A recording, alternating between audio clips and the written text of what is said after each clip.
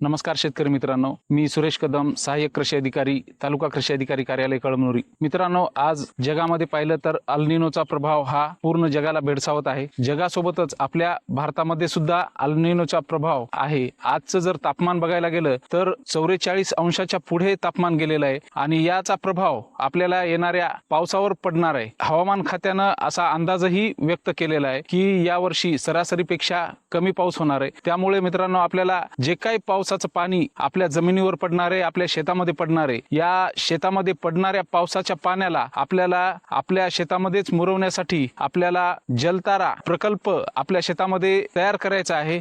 त्यासाठी मी आलेला आहे आमचे मित्र श्री संतोष वाघमारे यांच्या सज्जामध्ये आणि त्यांनी त्यांच्या सज्जामध्ये हा प्रकल्प राबवलेला आहे. तो प्रकल्प कशा पद्धतीने त्यांनी तयार केलेला आहे तर याबाबत ते आपल्याला मार्गदर्शन करणार आहेत. राम राम शेतकरी बंधूंनो, मी संतोष वाघमारे, सहाय्यक कृषी अधिकारी, वारंगा फाटा, तालुका कळमनुरी, जिल्हा हिंगोली. आज आपण वारंगा फाटा येथील सदाशिव लक्ष्मण कदम यांच्या शेतामध्ये आलेलो आहोत आणि आपण इथे एक जलताराचा प्रयोग केला या शेतामध्ये. तर हा जलतारा म्हणजे काय? जलतारा म्हणजे तुमच्या शेतामध्ये जे काही पाणी पडते ते पाणी सोस खड्ड्याच्या माध्यमातून तुमच्या शेतातल्या शेतात मुरवण्याचा प्रकल्प आहे.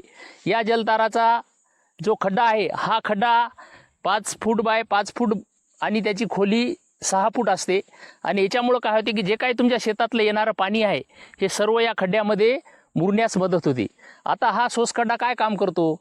हा सोसखड्डा जमिनीत तुमच्या शेतातलं पडलेलं पाऊस साधारणतः एका हंगामामध्ये 3.80 लाख लिटर पाणी तुमच्या या एकरमध्ये पडलेल्या पावसाचं पूर्ण त्या सोसखड्ड्यामध्ये मुरल्या जाईल. याच्यामुळे काय होईल की भूगर्भातील जी पाण्याची पातळी आहे ती वाढवण्यास मदत होईल. मित्रांनो, लक्षात द्या, येणाऱ्या 5-50 वर्षामध्ये जर आपण विचार केला तर जे काही पाण्याचे साठे आहेत, जसे धरणं असतील, नदी नाले असतील, तुमचं तलाव असतील, तर दिवसेंदिवस होणाऱ्या जमिनीच्या धुपीमुळं, त्या गाळामुळे या तलावाच्या किंवा त्या धरणाची पाणी साठा क्षमता भविष्यात कमी होणार आहे. येणाऱ्या 25 वर्षामध्ये जे धरणं एवढ्या झपाट्यानं भरल्या जातील कारण जमिनीची धूप एवढी मोठ्या प्रमाणावर होत आहे. झाडं, आपल्या शेतात झाडं नाहीत, नांगरणीचं प्रमाण वाढलं आणि पावसाचा जो फ्लो आहे, येणारा पाऊस जो आहे हा दिवसेंदिवस खूप जोरात कमी वेळात जास्त पाऊस पडतो आणि पूर्ण आपला गाळ हा घेऊन नदी नाल्याला, ओढ्याला आणि तुमच्या धरणामध्ये जातो. आज जर विचार केला, परिस्थिती जर बघितली तर पूर्ण शेतामध्ये जे काही आपले ओढे असतील किंवा गावातल्या मोठ्या नद्या असतील किंवा एखादं तलाव असेल किंवा धरण असेल तर साधारणतः 30-40% आज पूर्णपणे भरलेले आहेत. येणाऱ्या 20 वर्षामध्ये 100% भरतील. त्याच्यामुळे जे काही जमिनीवरचे साठे आहे हे आपल्या कामी येणार नाहीत. त्याच्यामुळं जलतारा हा असा प्रकल्प आहे की जोपर्यंत आपण भूगर्भामध्ये पाणी मुरवत नाही तोपर्यंत आपल्याला पाणी मिळणार नाही. आज जर विचार केला तर विहिरीची संख्या वाढली, बोरची संख्या वाढली, बोरची खोली 500-700 फुटापर्यंत आज आपण बोर मारतो तरी आपल्याला पाणी लागत नाही. याचं कारणच महत्त्वाचं आहे. जोपर्यंत एक मन आहे, जोपर्यंत आडात किंवा विहिरीत नाही तोपर्यंत पोहऱ्यात कुठून येईल? जोपर्यंत आपण जमिनीमध्ये भूगर्भामध्ये हे पाऊस मुरवणार नाही तोपर्यंत आपल्याला याचा फायदा भविष्यात होणार नाही. याचा महत्त्वाचा फायदा म्हणजे असा आहे की आपण जमिनीत पाणी मुरवल्यामुळे जवळपासचे जे काही आपल्या विहिरी, बोर असतील त्याची पाणी पातळी वाढेल. त्याच्यानंतर एखादी जमीन जर चिबडी असेल तर त्या खड्ड्यामध्ये पूर्ण पाणी गेल्यामुळं ती जमीन लवकर म्हणजे वापसा कंडिशनमध्ये येईल. त्याच्यामुळं काय होईल की ती जमीन आपल्याला चांगलं उत्पादन देईल. तर हे त्याचे प्रमुख फायदे आहेत.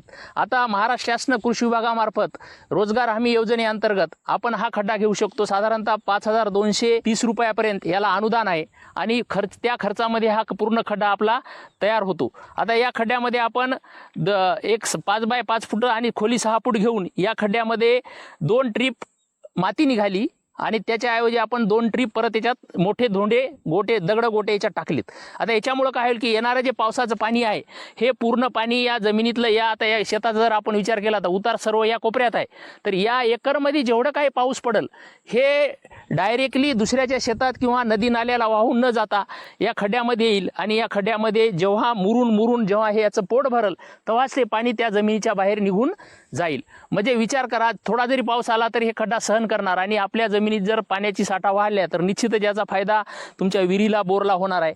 आणि हे करण्यासाठी आपण रोजगार हमी योजनेमध्ये याचा फायदा घेऊ शकता. आपण आपल्या गावातील जे काही सहाय्यक कृषी अधिकारी असतील त्यांच्या समवेत आपण संपर्क करा आणि याचा मोठ्या प्रमाणामध्ये आपल्या प्रत्येक एकरला एक जर खड्डा केला तर विचार करा, एका एकरला एक खड्डा, एका हंगामामध्ये 3.80 लाख लिटर पाणी आपण जर आपल्या प्रत्येकानं जर शेतात मुरवलं तर येणाऱ्या काळामध्ये तुम्हाला कुठल्याही धरणाच्या पाण्याची वाट बघायची लागणार नाही. तुमच्या विहिरीला भरपूर पाणी असेल आणि जमीन चिबडण्याचं प्रमाणसुद्धा खूप कमी होईल. तर सर्व शेतकरी बांधवांना विनंती आहे की येणाऱ्या काळामध्ये अनलिनोन आपण जे शब्द ऐकायलो, आता जर विचार केला तर टेम्परेचर आज मे महिन्यातलं टेम्परेचर 43, 44, 45, 46, 47 पर्यंत आज गेलेलं आहे.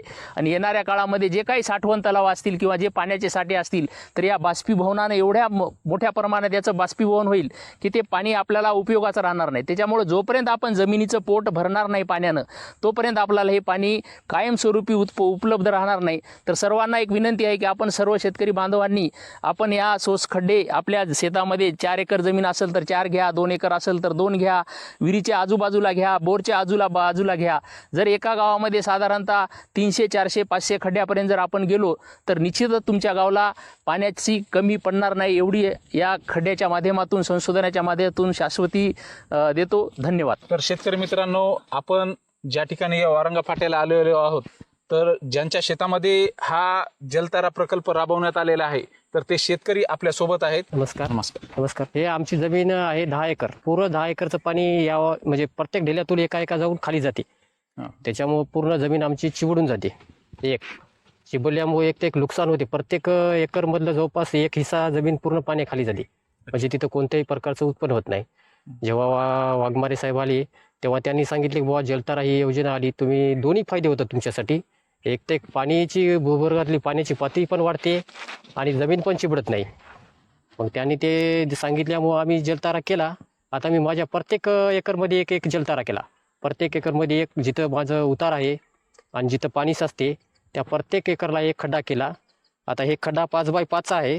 याची खोली जशी माझी काळीची जमीन आहे तर मी थोडं जास्त घेतलं, कारण माझ्या याच्यासाठी मी खडकाच्या भागापर्यंत काही नेऊन सोडली खडकं, कारण जे पाणी पडणार आहे ते खडकाला जावं आणि पाणी आपली जमीन पण चिबडू नाही आणि पाण्याची पातळी पण वाढावं. नमस्कार, मी अशोक बोमनराव पतंगे. तरी आम्ही जलतारासाठी सोच खड्डे करणार आहोत आणि आमचे शेजारी केले तर याच्या पुढे आम्ही शेतात जलतारा खड्डे करणार. याचा फायदा असा आहे की जमिनीचे जे पाणी निचरा व्हायचा ते पूर्ण पाणी निचरा व्हायला आणि चिबडणारी जमीन चिबडणार नाही. इथून पुढे जे खड्ड्या विहिरीला पाणी वाढणं हे होणं याचा भरपूर शेतकऱ्याला फायदा होणार आहे. याच्या पुढे पूर्ण शेतकऱ्यांना करावं ही माझी विनंती.